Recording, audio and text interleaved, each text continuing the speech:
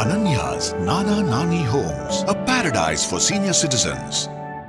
Holidays nale adu namma GT Holidays da, South India's #1 travel brand. Shri Vijaya stores பூஜை அன்பளிப்பு மற்றும் அலங்கார பொருட்கள் 49 வருட பக்தி மனம் கமிழும் ஒரு பாரம்பரிய கடை. 2 தகர பெட்டிகளை பெருமானார் வைத்திருந்தார். அதில் ஒரு தகர பெட்டிக்கு பெருமானார் வழிபாடு செய்வதை வழக்கமாக வைத்திருந்தார். அந்த தகர பெட்டியை சுற்றி வந்தே வழிபாடு செய்வார் அப்படின்னு நண்பர்களுடைய குறிப்பு ஒன்று கிடைக்குது. 1874 பெருமானார் திருக்காப்பிட்டுக் கொண்ட பின்பு 7 ஆண்டுகளாக பூட்டப்பட்டிருந்த ஞானசபை மீண்டும் திறக்கப்பட்டதற்கு முக்கியமான காரணங்களில் ஒருவர் இந்த சபாபதி சிவாச்சாரியார். 2 பெட்டி இருந்தது. அதில் ஒரு பெட்டிக்கு வழிபாடு நடத்தப்பட்டது. அந்த 2 பெட்டிகளையும் பெருமானார் திருக்காப்பிட்டுக் கொண்ட பின்பு மேட்டுக்குப்பத்திலிருந்து சபாபதி சிவாச்சாரியார் யாருடைய அனுமதியும் இல்லாமல் எடுத்து சென்று விடுகிறார். இந்த பெட்டிக்குள்ள உலவாத பெரும்பொருள், ஈடு இணை இல்லாத, யாராலும் சொன்ன பெரும் பொருள் உண்டு. இது அருட்பெருஞ்சோதி என்பதும் கூட இறைவனுக்கு ஐயா வைத்த பெயர் தான். சைவ சமயம் சிவன் என்று சொல்வதைப் போல், வைணவம் விஷ்ணு என்று சொல்வதைப் போல், இறைவனுக்கு பெருமானார் அருட்பெருஞ்சோதி என்று எல்லா சமயங்களாலும் மதங்களாலும் ஏற்றுக்கொள்ளக்கூடிய ஒரு பொதுவான பெயரை வைத்தார். சுத்த சன்மார்க்கத்தில் தவம் செய்ய வேண்டும் என்று சொன்னால் அவர்களுடைய வடிவமே தயவாக மாறி இருக்க வேண்டும். அவங்களால தான் இங்கே தவம் செய்யவே முடியும். ஐபிசி பக்தி நேயர்களுக்கு இனிமையான வணக்கம். இன்று நாம் சன்மார்க்க சொற்பொழிவாளர் காஞ்சிபுரத்திலிருந்து செந்தில் ஐயா அவர்களை சந்திக்க இருக்கிறோம். சன்மார்க்கம் தொடர்பில் நிறைய கேள்விகளுக்கு அவரிடமிருந்து பதில் தெரிந்து கொள்ள இருக்கிறோம். ஐயா வணக்கம். வணக்கம் ஐயா. இப்போ இந்த வள்ளலார் அவர்கள் ஒரு பெட்டியை வைத்து வணங்கினார்ன்னு சொல்லியும் 2 பெட்டிகள் அவரிடம் இருந்தது அப்படின்னு சொல்லியெல்லாம் நிறைய தகவல்களை எல்லாம் பார்க்கிறோம், கேட்கிறோம், படிக்கிறோம். உண்மையாகவே அந்த வள்ளலார் ஒரு பெட்டியை வைத்து வணங்கினாரா? அந்த பெட்டிக்குள்ள என்ன இருந்தது? அதாவது பெருமானார் மேட்டுக்கோப்பும் சித்தி வளாகத்தில் இருக்கின்ற பொழுது, இது அன்பர்களுடைய குறிப்பு தான், 2 தகர பெட்டிகளை பெருமானார் வைத்திருந்தார். அதில் ஒரு தகர பெட்டிக்கு பெருமானார் வழிபாடு செய்வதை வழக்கமாக வைத்திருந்தார். அந்த தகர பெட்டியை சுற்றி வந்தே வழிபாடு செய்வார் அப்படின்னு நண்பர்களுடைய குறிப்பு ஒன்று கிடைக்குது. ஆனால் அந்த தகர பெட்டிக்குள் பெருமானார் என்ன வைத்திருந்தார் என்பது யாருக்குமே தெரியாது. ஒருபொழுது கூட பெருமானார் அந்த பெட்டியை திறந்து யாருக்கும் காட்டியது இல்லை. வடலூரில் சபாபதி சிவாச்சாரியார் என்பவர் பெருமானாரிடம் சேர்கிறார். அவர் அங்கே வந்தது பிறகு அவர் ஒரு பிராமண சமுதாயத்தை சேர்ந்தவர். அதன் பிறகு பெருமானார் மேட்டுக்குப்பத்திற்கு இருக்கவும் மேட்டுக்குப்பத்திற்கு இந்த சபாபதி சிவாச்சாரியார் வருகிறார். ஏன் சபாபதி சிவாச்சாரியை பற்றி நிறைய பேச வேண்டியது இருக்குது அப்படின்னு பார்த்தீங்கன்னா, 1874 பெருமானார் திருக்காப்பிட்டுக் கொண்ட பின்பு 7 ஆண்டுகளாக பூட்டப்பட்டிருந்த ஞானசபை மீண்டும் திறக்கப்பட்டதற்கு முக்கியமான காரணங்களில் ஒருவர் இந்த சபாபதி சிவாச்சாரியார். இவரும் இவருடைய பரம்பரை சேர்ந்தவர்கள் தான் நீண்ட நெடு ஆண்டுகளாக ஞானசபையில் வழிபாடை நடத்தி கொண்டு வந்தார்கள். ஞானசபையில் பெருமானார் வைக்காத சிவலிங்கத்தை எல்லாம் இவர்கள் உள்ளே கொண்டு போய் வைத்தார்கள். அங்கு யாகங்களையெல்லாம் வளர்த்தார்கள். பெருமானார் சொல்வதற்கு முரணாகவெல்லாம் செய்தார்கள். அப்போது இந்த சபாபதி சிவாச்சாரியர் என்ன பண்ணுறார், மேட்டுக்குப்ப சித்தி வளாகத்துக்கு வருகிறார். பெருமானார் வழிபாடு செய்வதை பார்த்துவிட்டு பெருமானாரிடம் கேட்கிறார், இந்த வழிபாடு நான் செய்யலாமா, எனக்கு அனுமதி கொடுங்க அப்படின்னு கேட்குறார். இப்போ பெருமான் என்ன சொல்கிறாருன்னா, அது நீ நடத்துகிறனா நடத்தலாம்ப்பா, ஆனால் உன்னுடைய சாதி ஆச்சாரங்களை விட்டுடணும் அப்படின்னு பெருமானார் சொல்கிறார். அதனால் அவர் என்ன பண்ணுறார், பெருமானாருக்கு முன்பாக தான் போட்டிருந்த சாதியின் அடையாளமாக இருக்கக்கூடிய பூணுலை எடுத்து விடுகிறார். அவர் வைத்திருந்த குடுமியையும் எடுத்து விடுகிறார். பெருமானாருடைய நோக்கம் நன்றாக நினைவில் வையுங்கள், அவருடைய பூணுலையோ குடுமியவோ எடுப்பது அல்ல, ஒரு ஜாதியை பிரதிநிதித்துவப்படுத்துவதைப் போல. அந்த இடத்துல வேறு ஏதாவது ஒரு ஜாதிக்காரர் இருந்து அவர் அதற்கு தகுதியுடையாக கேட்டிருந்தாலும் அவர் ஜாதி சம்பந்தப்பட்ட அடையாளங்களை அணிந்திருந்தால் பெருமானார் அப்படி தான் பதில் சொல்லியிருப்பார். என்றால் விதிங்கிறது பொதுவான விதி, அந்த விதிக்குள் ஜாதியோ மதமோ சமயமோ வரக்கூடாது. சபாபதி சிவாச்சாரியார் வடலூருக்கு வருகிறார். பெருமானாருடன் கூடவே இருந்தாலும் அவர் அவருடைய ஜாதி பற்றை விட்டவராக இல்லை. ஆனால் சுத்த சன்மார்க்கத்தில் ஜாதியோ சமயமோ மதமோ பற்றிருப்பவர்களுக்கு உண்மையில் வேலையே கிடையாது. ஆனால் அவருக்கு பெருமானார் மீது பக்தி உண்டு. அதனால் அப்படின்னா ஜாதி ஆச்சாரத்தை விட்டுடணும்ப்பா, விட்டுட்டின்னா நீ பண்ணிக்கோ அப்படிங்கிறார். உடனே அவர் ஜாதி ஆச்சாரம் சம்பந்தப்பட்ட அடையாளங்களை அவர் எடுத்து விட்டு அவரும் வழிபாடு செய்கிறார். இதுதான் அங்கே நடந்தது ஒழிய பெட்டியில் என்ன இருந்தது என்பது பெருமானாரை தவிர யாருக்கும் தெரியாது. அதில் 2 பெட்டி இருந்தது. அதில் ஒரு பெட்டிக்கு வழிபாடு நடத்தப்பட்டது. அந்த 2 பெட்டிகளையும் பெருமானார் திருக்காப்பிட்டு கொண்ட பின்பு மேட்டுக்குப்பத்திலிருந்து சபாபதி சிவாச்சாரியார் யாருடைய அனுமதியும் இல்லாமல் எடுத்து சென்று விடுகிறார். அவரிடம் இருந்து சன்மார்க்க அன்பர்கள் பறித்து இனிமே இதை யாரும் எடுத்துகிட்டு போயிடக்கூடாதுன்னு பொற்சபையிலையும் சிற்சபையிலையும் வச்சு பூசிட்டாங்க. இதுவும் அன்பர்கள் கொடுக்கக்கூடிய குறிப்பு தான். இன்றைக்கி பொற்சபையிலும் சிற்சபையில் இருக்கக்கூடிய பெட்டியில் ஏதோ ஒரு பெட்டி பெருமானார் வழிபாடு செய்த பெட்டி. அது பொற்சபையில் இருக்கா சிற்சபையில் இருக்கான்னு நமக்கு தெரியாது. ஆனால் இந்த பெட்டி அப்படின்னு சொல்லும் பொழுது பெட்டிக்கு பெருமானார் என்ன பொருள் கொடுக்கிறார்? ஏன்னா அது வெறும் பெட்டியாக மட்டும் நாம் அதை எடுத்துக்கொள்ளக்கூடாது. அதுக்கு பெருமானாருடைய பாடல் அருட்பாவில் இருக்குது. பெட்டி அப்படிதான் ஆரம்பிக்க பெருமானார். பெட்டி இதில் உளவாத பெரும் பொருள் உண்டிது. இந்த பெட்டிக்குள்ள உளவாத பெரும்பொருள், ஈடு இணை இல்லாத யாராலும் சொல்ல பெரும் பொருள் உண்டு. இது நீ பெருக. யார்? இறைவன் சொல்கிறானா. கடைசியில் நான் சுற்றி கித்தி எங்கே வருவேன் நீங்கள் பாருங்கள். இது நீ பெருக என அது திறக்கும் பெருந்திறவுகோலும் சாவி 8 தெரியாதென் கையிலே கொடுத்தீர். இது தருணம் திறந்து அதனை எடுக்க முயல்கின்றேன்.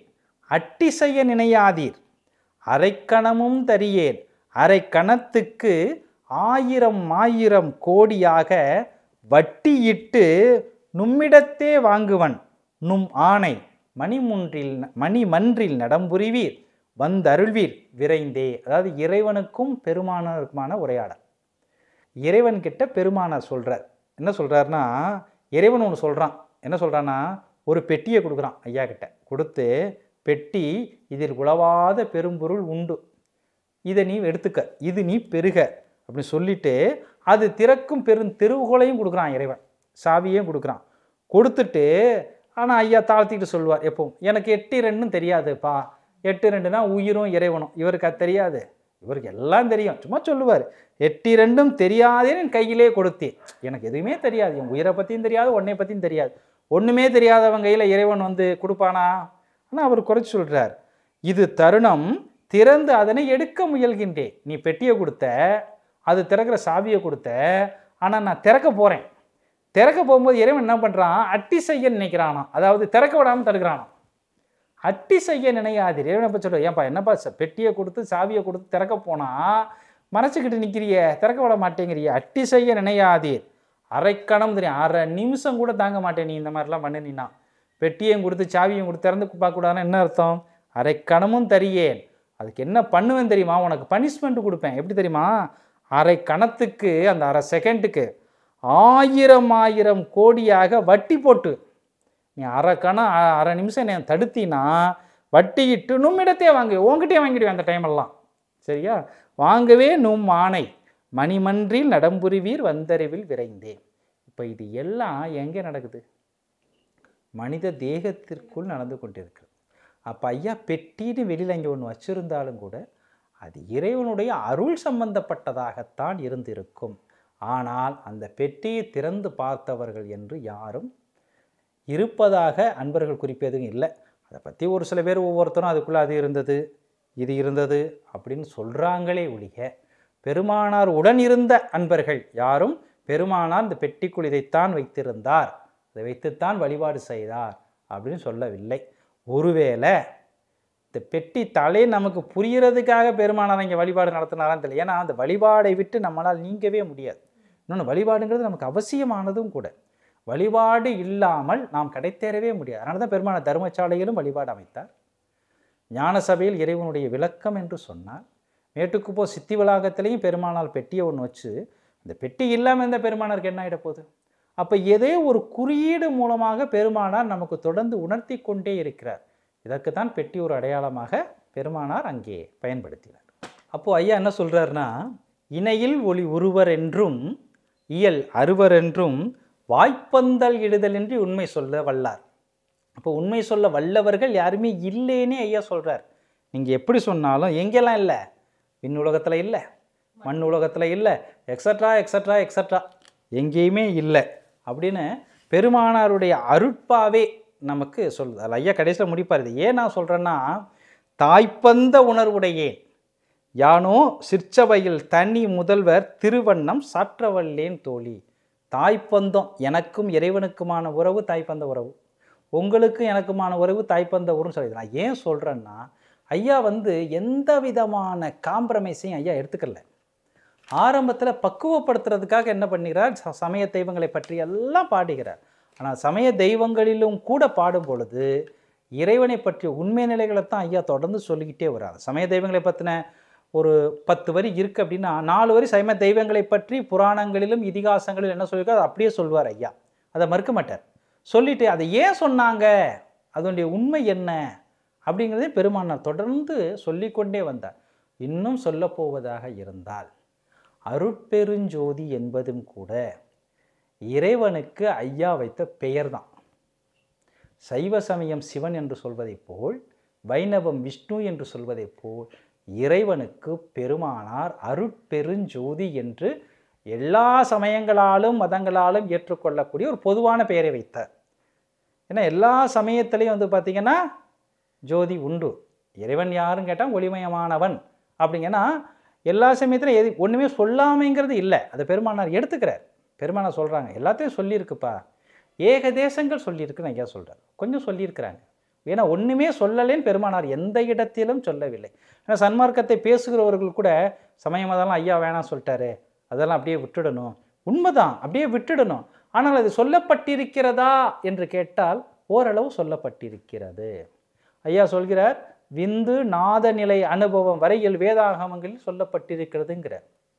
அப்போ சன்மார்க்கத்தில் ஐயா தவ நிலைகளில் 9 நிலைகளை கொடுக்கிறார். நம்ம இந்த பெட்டி அப்படின்னா நம்ம எதை எடுத்துக்கொள்ளலாம்? பெட்டி அப்படின்னா அதுக்கு தலை தான் அர்த்தம். பெட்டிக்கு ஐயா சொல்லக்கூடிய தலை, ஏன்னா இதுக்குள்ளே தானே எல்லாம் இருக்குது. பெட்டி, இதில் உளவாத பெரும்பொருள் உண்டு. திறவுகோள்ங்கிறது என்ன, நான் சொன்னேன் இல்லையா, இங்கே ஒரு கதவும் பூட்டு இருக்குன்னு சொன்னேன்னா அதுக்கு இருக்க திறவுகோள்னு ஒன்று இருக்குது. பெருமானார் ஜீவகாரன் தான் அதுக்கு உண்டான திறவுகோள்ங்கிறார். ஜீவகாரன் தான் திறவுகோள் அப்படிங்கிறார். அதே தவத்துக்கு வரும்போது ஒரு ஆச்சாரியன்ட்ட போய் அதை திறந்துக்க அப்படிங்கிறதையும் சொல்கிறார். அந்த ஆச்சாரியனே சன்மார்க்கத்தை நிறைய பேர் என்ன சொல்கிறாங்கன்னா, ஜீவகாரண்யம் தான் ஐயா திறவுகோள்னு சொல்லிட்டாங்க, தவம் பண்ணுறவங்கள்ட்ட போய் எது கிருஷ்ணம் வாங்கி அதை திறந்துக்கணுங்கிறேன். இல்லை, சுத்த சன்மார்க்கத்தில் ஒருவர் தவம் செய்கிறார் என்று சொன்னார், அவர் ஜீவகாருண்ய வடிவத்தோடு இருந்தால்தான் சாத்தியமே. சுத்த சன்மார்க்கத்தில் தவம் செய்ய வேண்டும் என்று சொன்னால் அவர்களுடைய வடிவமே தயவாக மாறி இருக்க வேண்டும். அவங்களால தான் இங்கே தவம் செய்யவே முடியும், இல்லைன்னா தவமே செய்ய முடியாது. அப்போ அவர்களிடமிருந்து ஜீவகாரண்யங்கிறத பிரிக்கவே முடியாதே. ஜீவகாரண்யங்கிறத பிரிக்கவே முடியாது. ஜீவகாரண்யம் எங்கே இருக்கிறதோ அங்குதான் சுத்த சன்மார்க்க தவமும் இருக்கும். சுத்த சன்மார்க்கத்தில் ஒருவர் தவம் செய்கிறார் என்று சொன்னார், அவர் பக்தியிலும் ஒழுக்கத்திலும் தயவே வடிவமானவராகவும் இருப்பார். இப்போ ஜீவகாருண்யம் என்கின்ற சாதி, குருநாதனுடைய ஆச்சாரனுடைய அனுக்கிரகம், இது எல்லாமே இருக்கணும். பெட்டி அப்படிங்கிறதுக்கு பெருமானார் கொடுக்கக்கூடிய பொருள் அப்படின்னு பார்த்தீங்கன்னா நம்முடைய இந்த தலையைத்தான் பெருமானார் பெட்டி என்று சொல்கிறார். ஏன்னா இதுக்குள்ளே தான் இறைவன் இருக்கிறான்.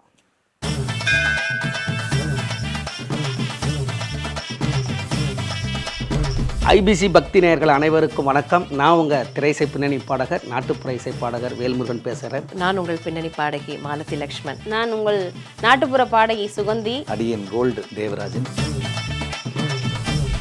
ஓடி ஓடி ஓடி ஓடி உட்கலந்த ஜோதியை நாடி நாடி நாடி நாடி நாட்களும் கழிந்து போய் தக தக தக தக தகவன ஆடவா, சிவசக்தி சக்தி சக்தியோடு ஆடவா. ஐபிசி பக்தி முன்னெடுத்திருக்கிற பக்தி பரவசம் 2025 மாபெரும் பக்தி இசை நிகழ்ச்சி நடக்க இருக்கு. திருவண்ணாமலை மாவட்டம் செங்கம் வட்டம் சேந்தமங்கலம் கிராமத்தில் எழுந்தருளியிருக்கும் அருள்மிகு அங்காள பரமேஸ்வரி அம்மன் ஆலயத்தின் வளாகத்தில் திறந்தவேலி அரங்கில் அமைக்கப்பட்டிருக்கும் பிரம்மாண்ட மேடைகளை நாங்கள்லாம் பாட வரோம். பழம் நீயப்பா, ஞான பழம் நீயப்பா, தமிழ் ஞான பழம் நீயப்பா. திருவேற்காட்டில் அமர்ந்தவளே கருமாரியம்மா, அகிலம் எல்லாம் முன்னாட்சி அம்மா உந்தன் அருளாட்சி, அகிலம் எல்லாம் முன்னாட்சி அம்மா உந்தன் அருளாட்சி. மறந்துடாதீங்க, ஆகஸ்ட் 15 மாலை 5 மணிக்கு இந்த பக்தி இசை நிகழ்ச்சி நடக்க இருக்கு. அம்மன் அருள் பெற்று நீங்க எல்லாரும் வந்திருந்து எங்களுக்கும் ஆதரவு தெரிவிக்குமாறு பணிவன்போடு கேட்டுக்கிறேன். நாங்க உங்களுக்காக ரெடியா காத்துட்டு இருப்போம். நாங்க எல்லாம் உங்களுக்காக காத்துட்டு இருப்போம். அனைவரும் வர வேண்டும். உங்க எல்லாரையும் அங்க சந்திக்கிறேன்.